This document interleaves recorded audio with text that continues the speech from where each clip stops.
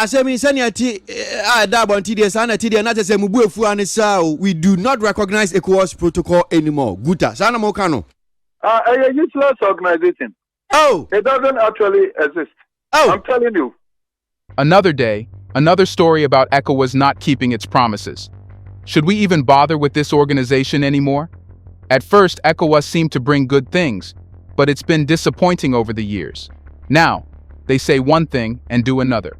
Recently, they couldn't make up their minds about what to do in Togo matter. So why do we even bother with ECOWAS anymore? Let's find out.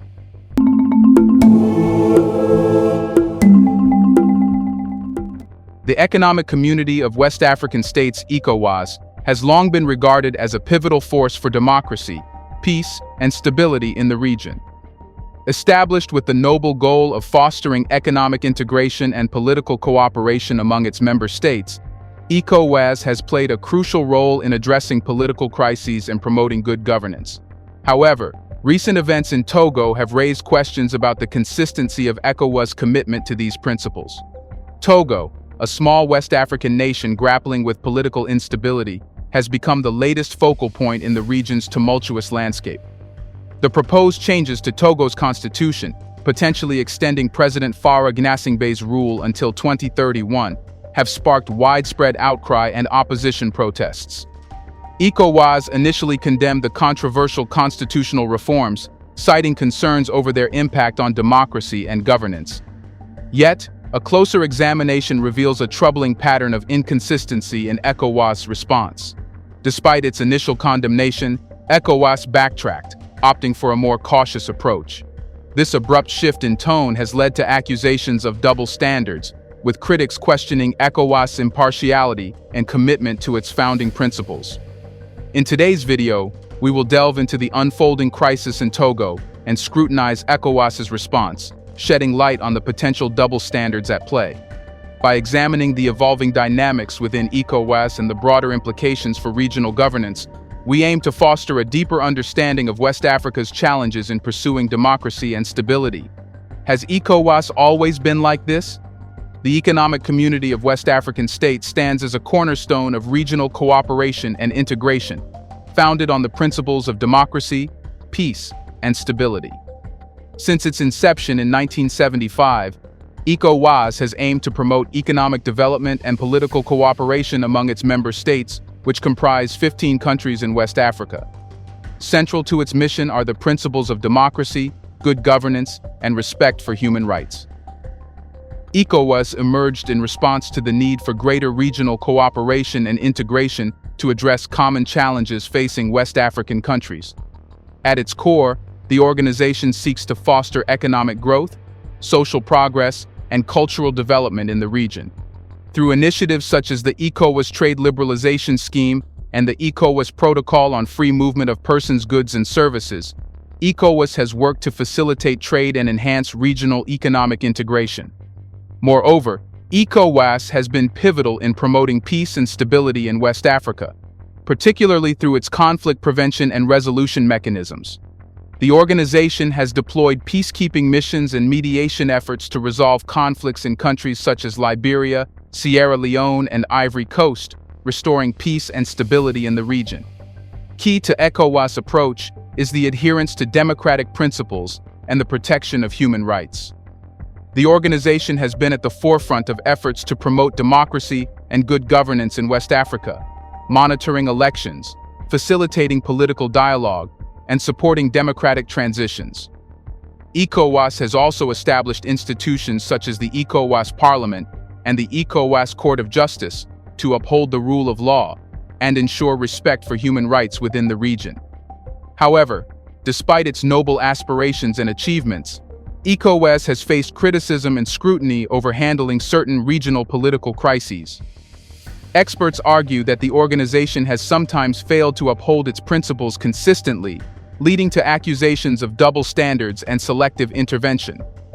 Recent events in Togo serve as a stark reminder of these challenges. The proposed changes to Togo's constitution, which could potentially extend President Faure Gnassingbé's rule until 2031, have raised concerns about the erosion of democratic norms and institutions in the country. ECOWAS initially condemned the controversial constitutional reforms, citing concerns over their impact on democracy and governance. ECOWAS' subsequent change in tone has raised eyebrows and prompted accusations of double standards. The organization's reluctance to take decisive action in the face of mounting opposition protests and criticism has questioned its commitment to its founding principles. Critics argue that ECOWAS' response to the Togo crisis highlights a broader pattern of inconsistency in its approach to addressing political challenges within the region. Furthermore, the evolving dynamics within ECOWAS, including shifts in leadership and competing interests among member states, have added complexity to its response to the Togo crisis. As ECOWAS grapples with internal divisions and external pressures, questions remain about its ability to effectively promote democracy and stability in West Africa. Now, let's talk about the political tensions in Togo to understand how important ECOWAS' role was. Togo, a small West African nation between Ghana and Benin, has been marked by political turbulence and authoritarian rule for decades. Since gaining independence from France in 1960, Togo has experienced a series of political upheavals characterized by contested elections, human rights abuses, and the prolonged rule of the Gnassingbé family. The recent political developments in Togo center around proposed changes to the country's constitution, potentially extending President Faure Gnassingbe's rule until 2031. These proposed amendments, introduced by the ruling party, have sparked widespread criticism and opposition from civil society groups, political activists, and opposition parties. The proposed shift from a presidential to a parliamentary system of government is at the heart of the controversy.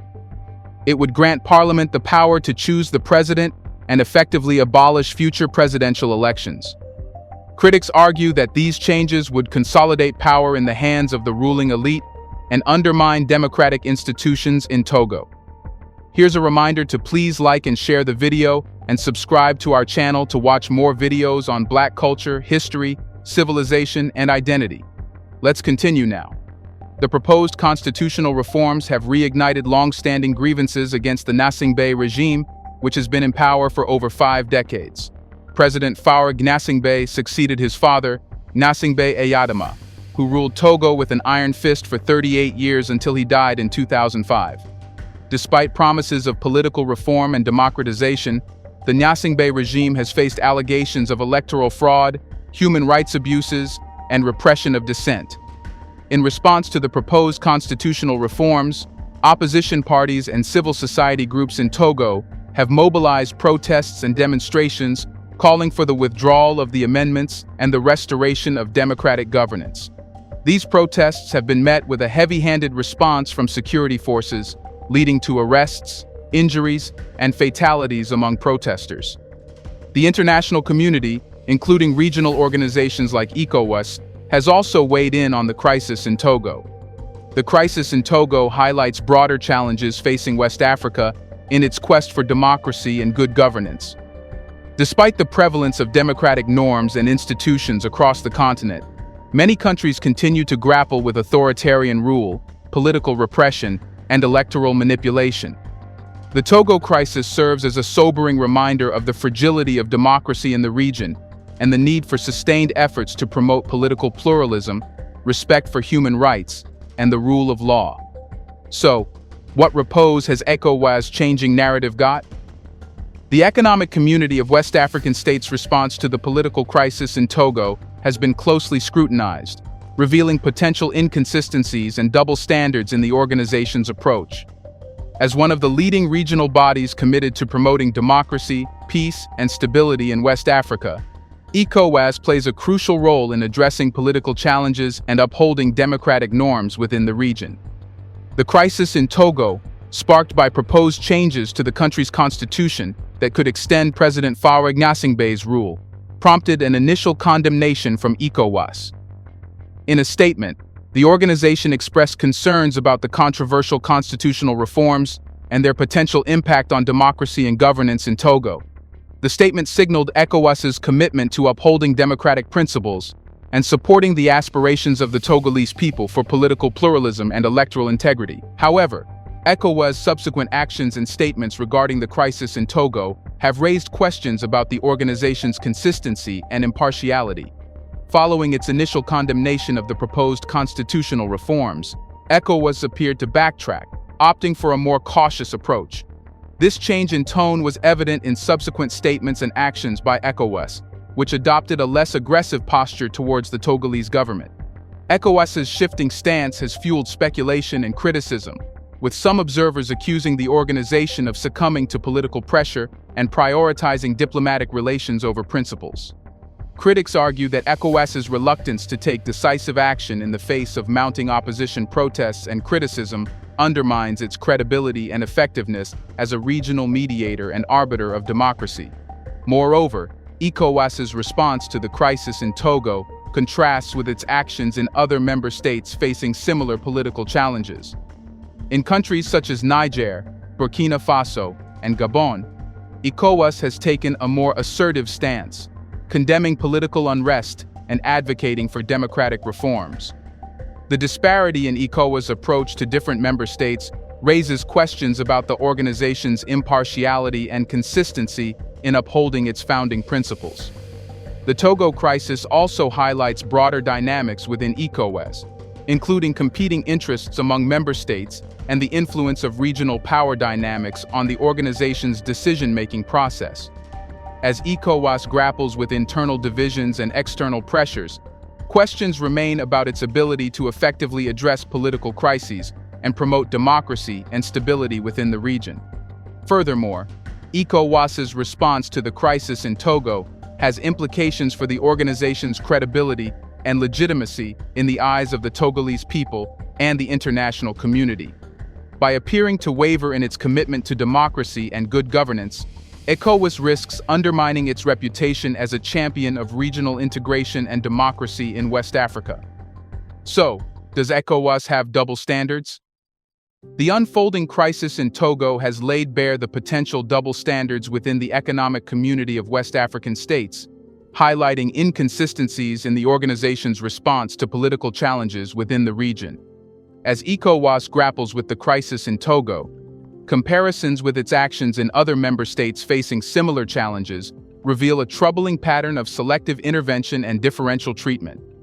One of the clearest examples of double standards in ECOWAS' response to the Togo crisis is its initial condemnation of the proposed constitutional reforms, followed by a subsequent shift in tone towards a more cautious approach. While ECOWAS expressed concerns about the erosion of democratic norms and institutions in Togo, its reluctance to take decisive action in the face of mounting opposition protests and criticism raised questions about its commitment to its founding principles. Moreover, the disparity in ECOWAS' approach to different member states facing similar political challenges further underscores the organization's double standards. In countries such as Niger, Burkina Faso, and Gabon, ECOWAS has taken a more assertive stance, condemning political unrest and advocating for democratic reforms. However, in the case of Togo, ECOWAS appeared to adopt a more lenient posture towards the government, leading to accusations of favoritism and inconsistency. The changing tone of ECOWAS's response to the Togo crisis also reflects broader dynamics within the organization, including competing interests among member states and the influence of regional power dynamics on decision-making. As ECOWAS navigates internal divisions and external pressures, questions arise about its ability to uphold its principles consistently and effectively address political crises within the region. Furthermore, ECOWAS's double standards in its response to the Togo crisis have regional governance and stability implications.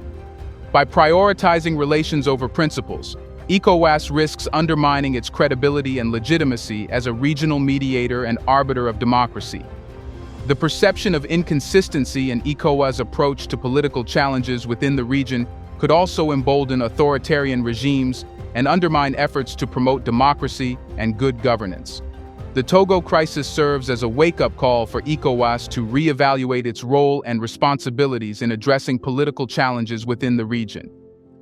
By confronting the double standards exposed by the crisis, ECOWAS can reaffirm its commitment to its founding principles and regain the trust and confidence of the people it serves. Now what? Should ECOWAS be worried?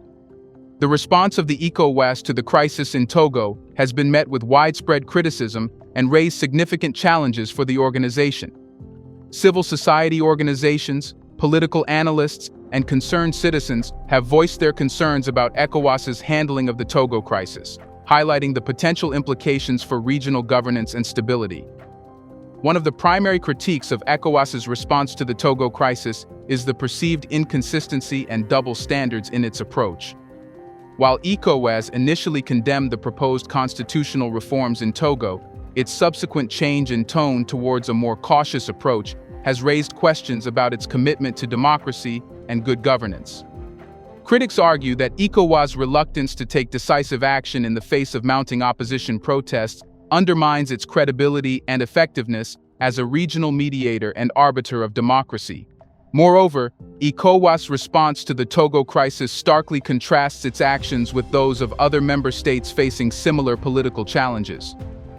In countries such as Niger, Burkina Faso, and Gabon, ECOWAS has taken a more assertive stance, condemning political unrest and advocating for democratic reforms.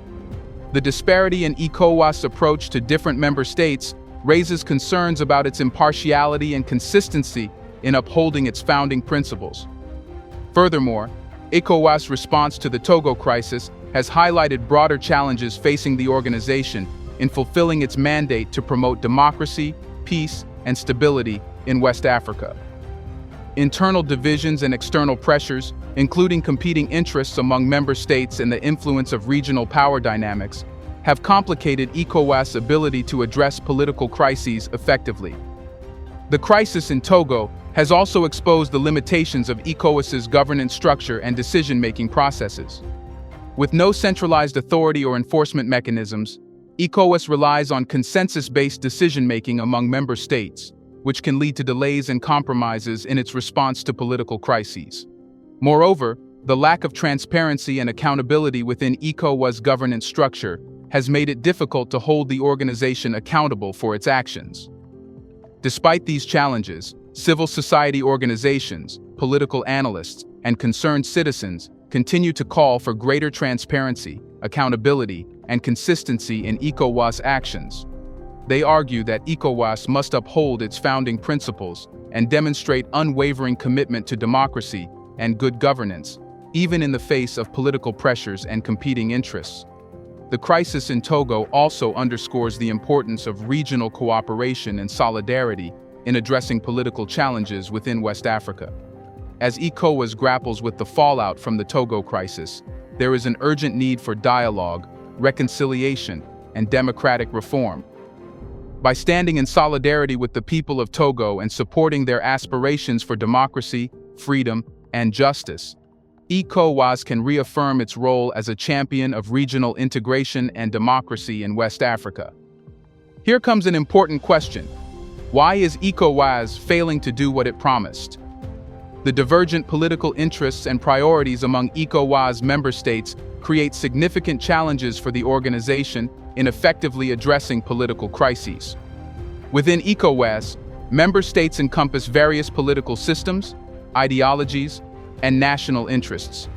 Consequently, when a political crisis arises in one member state, there may not be a unified consensus among all member states on how to respond. Some member states may prioritize stability and maintaining diplomatic relations with the affected country, even if it means overlooking or downplaying democratic deficits or human rights abuses. This approach often stems from concerns about regional stability, economic interests, or historical ties with the government in question. These states might argue that a strong stance against the government in crisis could exacerbate instability or provoke further conflict.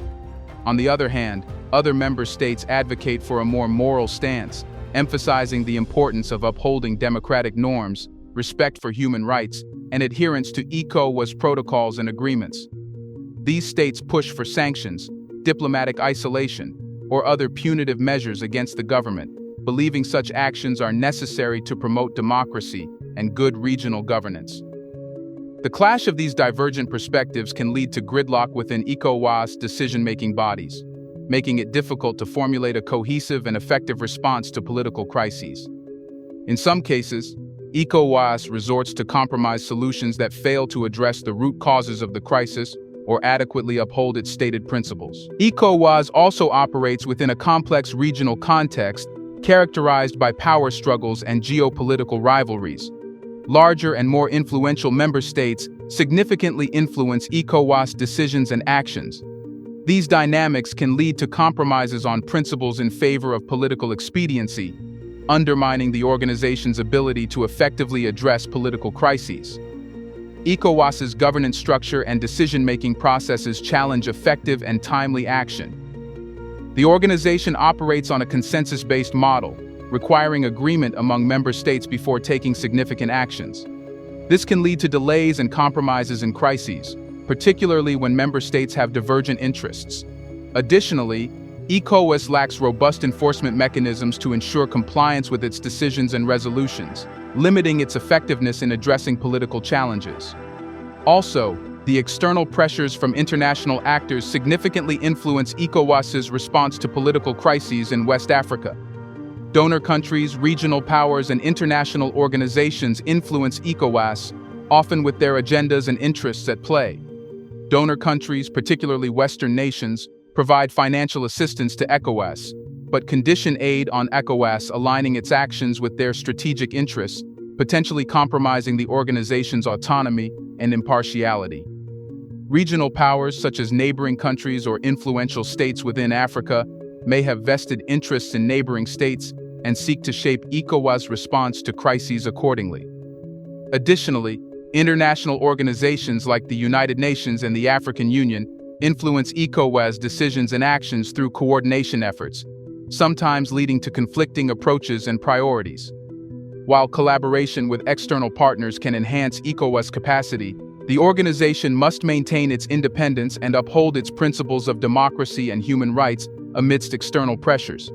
Balancing the interests of external actors with the imperative to promote peace and stability in the region requires careful navigation and strategic decision-making by ECOWAS leadership. Do you think ECOWAS should be allowed to participate in any decision now? Can it do something beneficial?